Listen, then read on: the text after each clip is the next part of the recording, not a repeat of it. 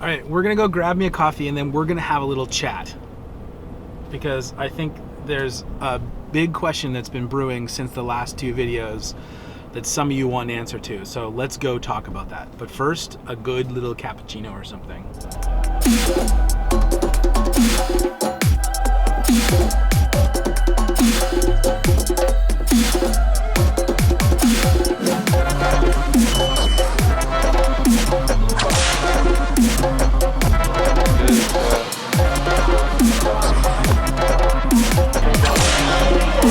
Thank you, my friend.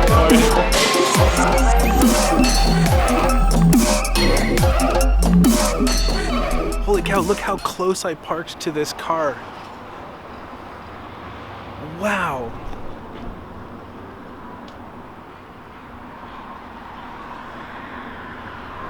That's about as close as I've ever parked to a car. But I barely fit into this little spot. Okay, this has been the #1 question I've been getting in messages since I came back vlogging. Why do I have a 4Runner and a Jeep? And why don't I just have the Jeep? And why did I get a 4Runner? Let's talk about that. I love Jeeps. You guys know that. I've been a Jeep guy for 20 years. I've had a bunch of them. I love them to death. I've always loved them. They're fun, they're interesting, they're iconic, they're a really cool brand vehicle.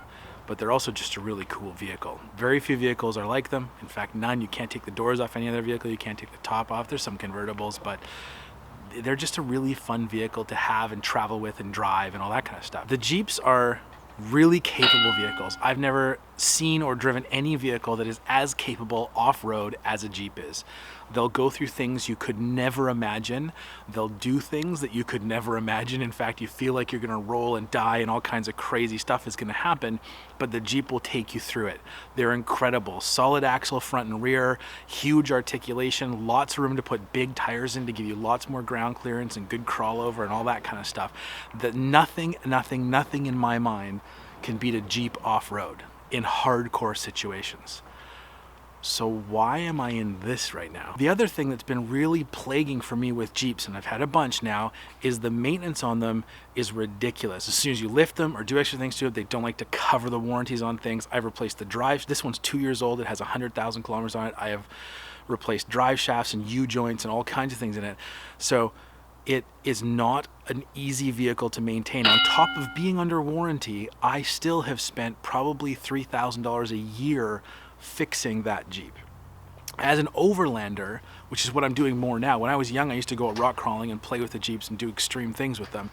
As I'm older, I'm now doing more overlanding. I love the travel, the experience of getting to places and stuff like that. It's a little overkill for that, and maintenance-wise, it's not up to snuff for me for long travel periods. So this decision isn't about rock crawling. It isn't about playing around on the weekend. This is the weekend warrior, rock crawler warrior. Absolutely 100%. This decision is an overlanding decision, a travel decision, the desire to go new places and try new things. That's what this decision is. So let me explain. Toyota, nothing more reliable than that thing right there. That is going to be a super reliable vehicle, especially compared to this thing. The 4Runner carries almost 900 pounds more than the Jeep does. And when you're overlanding and carrying people and gear and that sort of stuff, I'm constantly running this thing at gross vehicle weight, which what that does is makes everything wear a bit more and a bit faster, which is now why I'm having to replace things on it more frequently. This thing has a load carrying capacity and a gigantic trunk compared to this thing. My kitchen fills the back of this, like wall to wall, seat to tailgate. In the 4Runner, it's like swimming in there. It has so much room around it. So you can carry more weight and you have tons more room to do things. There's all these things that are meaning that in the stage of life I'm at with my travel and my adventure travel and my 4x4s, this is a much more interesting decision for me, okay? So now that I've had it, I was gonna keep both. I'm gonna probably sell this and see what Jeep does with the next one and how the next one performs, the one that's coming in a little while. We're gonna see how that goes. But this is gonna get the exact same treatment. I mean, right now, you can see the difference in the two. They're very different right now. You know, this one's completely done up, this one isn't. So this one's completely stock. It's the off-road version, which is I think new for 2018. So it's a 2018 The off-road version is like the old Trail, but it added the power group and the sunroof and all like the premium package that you used to get on the Trail is automatically included in the new off-road package. It's the one with the KDSS suspension and all that stuff, which is going to go away because I'm going to be lifting it and putting different suspension on it anyway. But it has all the crawl control and all the fun electronics that Toyota loves to brag about and dig them out of sand and stuff like that. So I'll be super interested in this. The biggest difference, other than those three things I listed too, is this is independent front suspension. This is solid axle front and rear. So I've already noticed with this, driving some gravel roads and doing some stuff, that it performs way better on those kind of surfaces than the Jeep did. The Jeep has these little wobbles and bounces and things like that this thing just ate up. It was unbelievable. So there's a lot of I'm interested to see how this performs. This won't rock crawl like this will. There's just no way. It just can't. The biggest tire you can go in here is 33. You can go up to like 40-inch tires on these if you get crazy. Like, you can go crazy with these things. I'm running 35s on that. I'm only going to run 33s on this one because it's as big as I can go.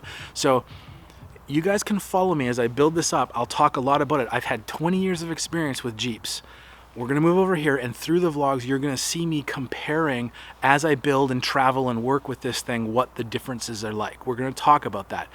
But I still have both for now. We'll see what happens. But I wanted to answer your question as to why the 4Runner, and those are my main reasons. Reliability, more load carrying capacity, and better for the kind of stuff I do now. Way more comfortable on the highway, on the roads, because to get to some of these trails, you got to do a lot of road miles. That thing isn't that comfortable on road miles, and it's about as aerodynamic as a cinder block flying down the road. I'm really interested to see where this goes. What is it going to get? It's going to get a 3-inch lift. It's going to get 33s. It's going to get front and rear bumpers. It's going to get the roof rack. It's going to get the snorkel. It's going to look like this at the end, but a Toyota version. So I'm going to build that up. This winter, I'm just going to drive it like this for a little bit because I don't have any trips planned. I want to see how it handles like normally. I want to go do some gravel roads with it, do a little bit of off-roading just so I can get used to how it feels and how it handles stock. And then I'm going to start building it up. You know, knowing my personality, I'm probably going to get a little obsessed once I do that. I'm going to be like, oh, I need the suspension lift, throw that in. I need the tires, throw that in. So it'll probably build way faster than I plan to build it, just because I know myself. But that's why I have a 4Runner right now. Those are the main reasons: storage, weight, reliability, and just ease of drive. I think it'll be pretty fantastic. And I'm not doing stuff that needs this anymore. I'm just not. This is like, let's go out and try and roll it. This is, let's go on an adventure and come back safely. That's pretty much what the difference is. I haven't named it yet, so if you have ideas for names. This one was Fernando. I don't know, we don't have a name for this one yet. The one before this, the green one, which you probably remember, was Amelia, named after Amelia Earhart for Adventure. So we like to give our vehicles adventure people names, so people that have had an impact on the adventure and travel world. So we're looking for an adventure travel name for this one, and I haven't decided if it's a boy or a girl yet. What do you think? So there you go. So that's why this is. Make sure you follow me. I will be building this up. You'll get to see, I'll walk you through my process and how I'm choosing gear and components and all that kind of stuff for this one. You've seen this one. People really like this build. I get lots of compliments on how nice and clean it is and how well it was put together. But this is going to be a fun project for me to dig into. I'm really excited about it. So that's why I've switched to Toyota. Please don't hate me, because I may be back. I don't know. That's it.